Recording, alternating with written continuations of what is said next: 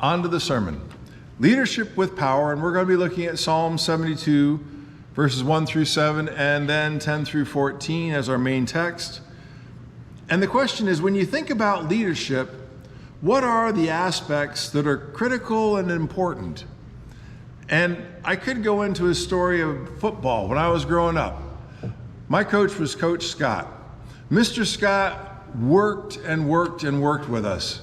Even in the off season, we'd come over to his house. He had one of those above ground swimming pools. I was the center. And so what I would do is he'd hand me this soaking wet, muddy ball, and I centered the ball back. It was either back to Coach Scott or to his son, who was the quarterback. Whichever one of those two would then hand it off to the other person, and a take it back, hand it off maneuver. And then that person would hand it off to one of the guys that was a back who was going off the diving board into the pool. Their job was to hold that ball right and not have it come popping up out of their arms when it hit the water. If they hit the water and that ball came squirting out, then I think they had to run laps around the pool a couple times or something goofy. Coach Scott was out to win, and he made that kind of effort. But there was another coach that I never had as my coach, and that was Mr. Schaefer. At the end of our games, we got hot dogs if we won. And there was one year with Coach Scott, we got hot dogs after every game because we went undefeated. That was awesome. Mr. Schaefer was a different kind of coach. Every game that those kids gave full effort, they got hot dogs after the game because they came and did the best they could. Mr. Scott and Mr. Schaefer were different kind of leaders. Hold on to that thought, because we're going to come back to that, I hope, at the end. Psalm 72, verses 1 and 2. Give the king your judgments, O God, and your righteousness to the king's son. He will judge your people with righteousness and your poor with justice. With righteousness and justice. And like it says down in the bottom corner there, who really is in charge in this passage? It's O God. We need to remember that when we're thinking about leadership. Verse 3, the mountains will bring peace to the people, and the little hills by righteousness. And when you think about mountains today, we think about those things somebody climbs. Back then, a mountain could be a good defense. People weren't going to come up over a mountain and attack you. Foothills, those things might be little unless you're the one marching up them. In which case, again, these kind of physical things had the ability to have an impact on how safe, how peaceful that kingdom's rule was going to be. But we're not talking about building the city to rule in. Who do we say was in authority in that first part? God. God is going to provide the mountains and the foothills or lower hills if. We're going to come to that if in a moment. Verse 4. He will bring justice to the poor of the people. He will save the children of the needy and will break in pieces the oppressor. This all sounds like good stuff. And okay, what brought about this psalmist to this point? Well, the psalmist is David. And actually, if you look in your Bible, verse 0, and they don't put it out that way, but the truth is, yes. That little blurb that comes in front of almost every single psalm, in this case I believe it says a Psalm of Solomon, that's verse 0. It's there. David is the one who wrote this psalm. He's writing it about himself, the king, and Solomon, the king's son. We saw that back in the first verse. So this is supposed to be a Psalm of Solomon. Or was it?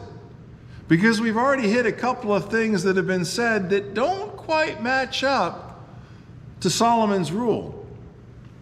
And to answer the question of what it's really all about, when we look at verse 5, they shall fear you as long as the sun and moon endure throughout all generations. And you know what? This is so not Solomon at this point. This is the ruler we identified back in verse 1. Who's the one that's supposed to be really in charge? It's God. He's the one that will be feared. He's the one that will endure.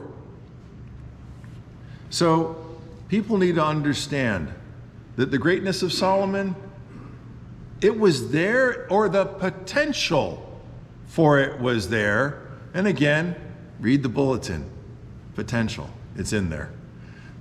The potential for all this greatness that's being talked about was there. Solomon had God-given wisdom. But the things we're already hitting on seem to go beyond mere men. Or maybe they wouldn't. Well, we're going to get to the answer on that in just a moment.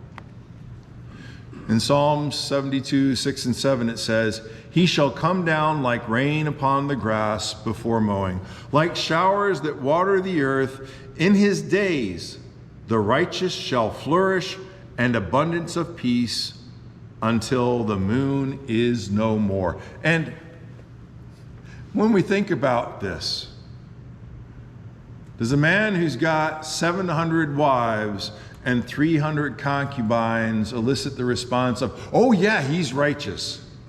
I guess if you use today's slang, that person's righteous doesn't have anything to do with biblical righteousness. No, we're not really going to attribute righteousness to a man that's got 700 wives, 300 concubines. And we see that in 1 Kings 11:3. And he has 700 wives, princesses, and 300 concubines, and his wives turned away his heart. This is where we know that David, in writing the psalm, might have had hopes for Solomon, but he had his eyes fixed upon God. Because the righteousness David is talking about isn't about a prophecy for Solomon. It is a prophecy about the Son of God. In 1 Kings 2, 1 through 3, just to give us an idea of the direction of what David was thinking when he was possibly writing this psalm. Now the days of King David drew near that he should die. And he charged Solomon his son, saying, I go the way of all the earth. Be strong, therefore, and prove yourself a man, and keep the charge of the Lord your God, to walk in his ways, to keep his statutes, his commandments, his judgments, and his testimonies, as it is written in the law of Moses. As it was written in the law of Moses. Solomon knew what was expected. This isn't just David having wishful thoughts. Solomon, this is what I desire for you. How? In the Lord, that God will grant this to you. How? If you're following in the commandments, if you're following in his judgment, if you have him as your leader, Solomon, you can be all that I'm saying. David wasn't saying just, this is something that's not going to be for you, Solomon. This is coming in the future because I'm going to talk in godly terms. He's saying, Solomon, I want this for you. And David means all of it for Solomon. If Solomon would be the ruler he described in the first couple of verses. Or here, one who is seeking God as the real leader. And the last part of 3, the promise that you may prosper in all that you do and wherever you turn, that you may do the things you know to do. They go all the way back to Moses at that time. And God will prosper you. And then there's the bigger promise that we see in verse 4. That the Lord may fulfill his word which he spoke concerning me, saying, if your sons take heed to their way, to walk before me in truth with all their heart and with all their soul, he said, you shall not lack a man on the throne of Israel. But there was that qualifier of if. There's this huge promise, and it can be really, really awesome. But it hinges on if. If you make the right leader leader, the one who has the right intention. And that message is just as much to the leader, Solomon, as it is to the people. Because it wasn't just about Solomon becoming king of Israel. It was about God being king in their hearts. God desired that there should be one who would follow his will and be a blessing of justice and righteousness. That's where David started. No, it started in God. That opportunity was there because who could cause it to be? Greater than Solomon is God. And that kind of promise wasn't just an intended back then. God still wants that for us today through the kingship of his Son. And I said something earlier about football. When I coached soccer for my kids, I wanted them to have fun. I wanted them to learn the rules, but to remember, this is just a game. If somebody scores a goal, that's a good thing. Even if it's a kid on the other team who's worked hard to score the goal. When somebody scores a goal, if it's on our team, you go up to them, good job. Somebody scores a goal on the other team, you need to be able to go up to that kid and do the same thing. Good job. Because good is good. My kids learned what it meant to be sportsmen. One of the last seasons that I coached Tyler and Matthew, halfway through the season, I quit coaching. They were desperate for refs. I just handed off the book to one of the parents. I said, here. They go, what's this for? I said, you're coach. How in the world am I going to do that? Don't worry. The kids will take care of it. They know everything they need to do. Who's on the field first? Boom, 5 hands go up or 6 hands go up, whatever it was. And who's on second? And then the hand switched. And who's on and the hand switched. Don't worry about it. The kids will take care of it. Because they knew what the process was, what was expected. Leadership has an easy time when those who are to follow already know what's expected on their part. Even without me being coach, we went undefeated that year. Why? Because the people, the kids in this case, understood and were committed to doing the stuff they knew to do. It's just as much on us as it is on leadership. Everyone has the expectation from God of doing the things we each know God expects of us. And then jumping down to the latter part of Psalm 72, verses 12 through 14. For he will deliver the needy when he cries, the poor also, and him who has no helper. He will spare the poor and needy and will save the souls of the needy. He will redeem their life from oppression and violence, and precious shall be their blood in his sight. And we are so not talking about Solomon.